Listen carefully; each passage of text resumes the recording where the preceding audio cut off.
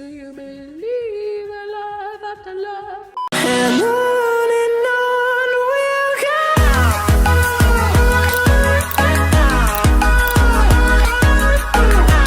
Everybody say hi. Say hi to YouTube. Hi, YouTube. There we go. There we go. You guys are so slow. Come on. One more time. Hi, YouTube. Oh my god, Angie misspelled it. He put YouTube. So today, we're going to be watching one of Holly's interviews. The person she interviewed was Sorrey. He has an average of 150 viewers, 13.5k thousand followers on Twitch. So I'm here with my community. They be right there. They are excited to react with me on this interview, and we're just gonna learn a lot of good information today. Are you sure about that? So tell me a little bit about yourself. Yeah, so I have been streaming on Twitch for about 4 years now. I am a Twitch partner for about a year. I am about 151 average for the last 31 days or last 30 days, and I'm just under 14,000 followers. Wow, that's just honestly impressive. And in 4 years, that's a lot of growth to see. Yeah, it's been quite the journey. I have streamed on different platforms, including Mixer. So I've tested other platforms as well. R.I.P. Honestly. Yeah. So let's flash back to affiliate. Did you start streaming and you're just like, okay, I'm gonna do this and we're gonna have this plan and get affiliate, or did you just kind of hit go live? Yeah, so I actually saw Ninja streaming on ESPN, and I was like, okay, I can do that. So I fired up my PS4 and I thought I was gonna be a pro Fortnite streamer just like him. And I quickly realized that nobody comes and watches you. So I to get affiliation, I actually opened up an iPad. And then had my IRL friend open up an account as well, and then that's how I got my 3 average viewers. Oh my god! Oh boy. Okay, so far feedback. I don't know. There's not much to say really. One of them was my own view. Yeah, so I just opened up, like, I made a different account on an iPad. Oh my god, that's smart. So yeah, I kind of cheated the system. Wait. He got inspired by Ninja. Writing it down. Inspired by Ninja. How long did you get affiliate for? Because it was just you and your friends. Yeah, so I got it, like, within 2 weeks. Okay. So it didn't take me that long. Obviously, I didn't, Oh, wow. Affiliated in 2 weeks? Nice. The followers was like the toughest one to get. Yeah. But I had a funny little again, I had no idea what I was doing, so I was actually messaging people from the Fortnite Twitter, and I was saying, hey, I'm really close to affiliate. If you don't mind dropping a follow, it would mean everything to me. What did he say? I don't know. It sounded to me like he went and asked for follows. I mean, it worked. So I was like basically cold calling people and gosh. getting blocked quite often. Oh, that's why you don't do that. Big no. I was thinking that. I was like, wait, what? So you learned real quick. Wow, that's actually kind of cool to kind of experience that, because we all, like, now we know better, but like all of us kind of went through that of like, oh hey, do you want to follow? And they're like, no. I'll be honest. I did the same. I'll tell you what. I saw Maddie NF. She brought me into Twitch. All the girls on Fortnite, I was watching them, but specifically Sparkle's Cutie. I went into her chat. I thought her community was really cool, and I was really excited to be there. And I think at one point I said something sus.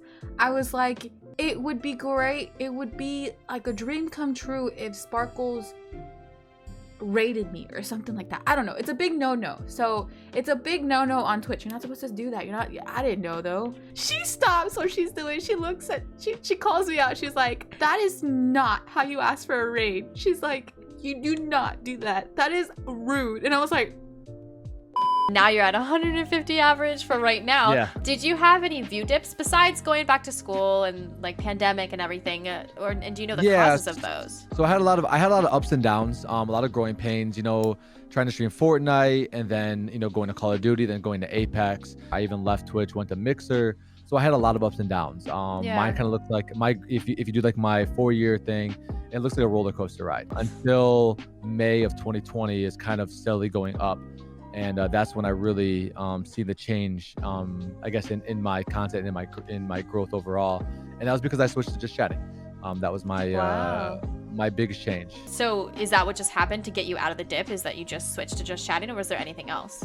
Yeah. So basically, I want to say props to Holly for a second. She is such a good interview. Like, she is amazing. She is very. Oh, let me not pause it there. Okay, that's a better look for her. She is just so good at interviewing and just staying like non-biased, just being like a journalist. She could be a good journalist. I started to play my games less because I noticed that people like enjoy talking to me when my games weren't actually going on. Never been really good at games. I'm curious to see if he'll mention Hover, because I think Hover had a big impact on his growth. I went from 3540 to 7580 with just a couple of months. Guys, that's it. We're done playing video games. That's it. That's it right here, right now. We're never playing Fortnite again. No more Apex, no more Rocket League. We're just gonna be strictly just chatting. Is there any tips to get views and followers? So for me, I started putting a lot of my time into Twitter. Twitter was like my main platform. And then I was like, well, let me try Instagram. So I found it really important to get myself on as many other platforms as I possibly could. It can be exhausting, but that's what brought in the majority of the follows. I know that raids don't normally work, for a lot of people as far as like the people coming back, but I had a unique kind of like thing that I did for raids where I put on like kind of like a show, and surprisingly it worked to my advantage. And I know it might sound like, oh, I'm like poaching whatever, but it was more so like the streamers who would bring their communities over, I would like tip my hat to them. And I always make sure I let them know like, hey, if the streamer that you normally watch is on when I'm on, make sure you watch them first. If they're not live, come hang out with me. I'm really confused about the whole show thing though. I don't understand that very well. What was your show? What did you do? I'll be back. Gonna go watch my nephew's basketball game. XOXO Gossip Girl. Paul, enjoy your nephew's basketball game. So she just asked, she was like, what is the show that you would do? She was like, wait, what? Okay. I used a green screen for the first couple of years.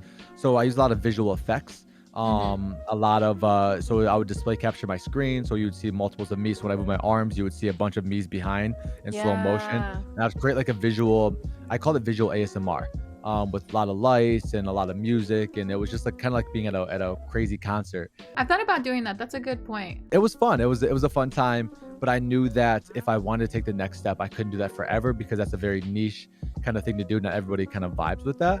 Yeah. So what do you do now instead? Well, now I'm just more, I guess I'm more just genuine. I just kind of introduce myself, who I am, and then I kind of stick with my content. When you grow, you do have to evolve, and I'm a big studier of metas. Like I have streamers that I see myself as, and I kind of watch what they do and how they conduct themselves, and I try to do similar fashion just with my own style. I love that. I love that so much. So you can just like, it's not you're taking their content, it's just like you're admiring them and be like, okay, like what can I do for my own brand? So being stagnant on Twitch is just such a common occurrence. It happens to pretty much everyone. So how did you grow? How did you do those jumps of getting from, well, you said it referenced just chatting got you the partner, but okay, 2 cents. I just have to say something. She says being stagnant on Twitch is a big thing between all of us, and it's true. But in my perspective, I've already come to peace with it. We've been pretty stagnant in my stream for a year probably now. We've been just stuck at like 45 viewers, I think. But just enjoy the journey. I think a lot of people get hung up on numbers and they're like, they have to be at the top, they have to be up there. And really it's just about having fun. How are you getting to average of 150 right now? Yeah, so something that's really important to me, and I know not everybody is in agreement of this, but for me, scheduling was very important. Like having a set schedule when I streamed. For the first couple of years, I didn't have a schedule. So I would just, if I felt like it, I would just go live. Whether it was 6 p.m., 9 p.m., 10 p.m., I would just go live. And it's definitely more freeing that way. Don't get me wrong. It's really nice to just be able to go live when you want. But I noticed that people they would always say like, oh, sorry, when do you go live? And I never could give them an answer. I would just say like, oh, I just do it. And so I started to set a schedule, and what I started to see was people were showing up to my streams before I would even start. What is my schedule, chat? What is my schedule? Please enlighten me. I'll give you guys 10 seconds. We need to get consistent. Is there one thing, or if you have multiple things that kind of like changed it all for you? You're like, wow, like that really worked, other than the consistent schedule? Well, yeah, I mean, the consistency really helped me, getting my content out there, and kind of just doing my own thing. I think it's really easy to look around us and want to kind of fall into the, into the, what are they doing? Let me do exactly what they do. it's really important to stick to your own guns. Yeah. You'll be surprised how many people like you for exactly who you are, and it's really freeing once you do that. Oh, I love that. Almost gave me goosebumps a little bit. So getting people back after they followed is a really hard thing to do. They somehow found your channel, hit the follow button. Is there anything that you do either on stream or off of stream to get them to come back? During my stream, I do like to say like, hey guys, I like to repeat what my schedule is, so that way they hear it. I also have a schedule command.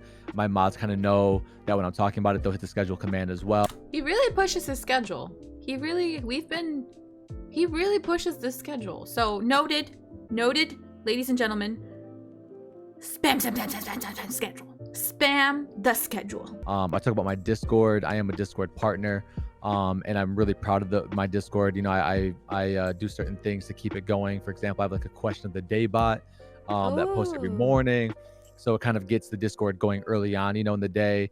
And then people kind of stay active, and then, you know, that's my main source, right? I ping the Discord when I'm live. I ping the Discord by having like big announcements. Wow, that's such a good tip. Like the Discord bot, I like it. Yeah, question of the day.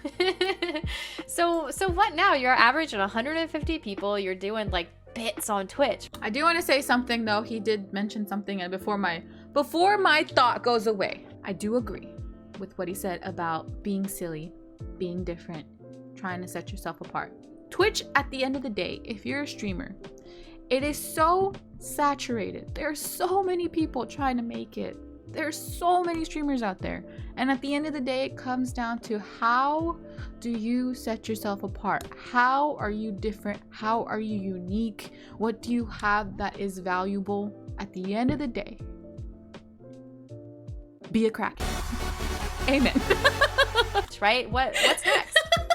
Yeah, so I'm actually going to be trying to tackle YouTube as well. I think it's really important. That's the one beast I haven't really gotten to.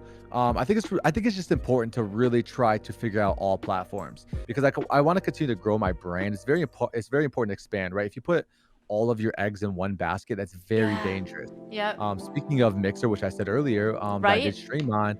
Okay. Why are we talking about Mixer? He's like top in Hover. I don't understand why he's putting Mixer over Hover. All right, well, that's it for today. Thank you so much for coming on and talking with me. Thanks, I appreciate it. Again, it was fun. I look forward to this. I hope people that watch this or watch any of the videos that you make, that they really like get some good information. You know, there's not people quite like you that's really doing this. And you know, big vouch. And if you're a new streamer or you're looking to get into it, I would honestly sit through all of these and watch them, and you're not going to really get this information anywhere else. Yo, adios. Thank you. He did not adios us. He did not adios us. Sir, you are... All right, so now we have to say adios to YouTube. So really quick, everybody, bye YouTube. Oh, Jesus. Who's gonna make it into the YouTube video? Let's go. And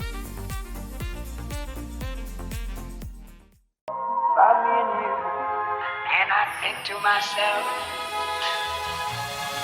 what a wonderful world.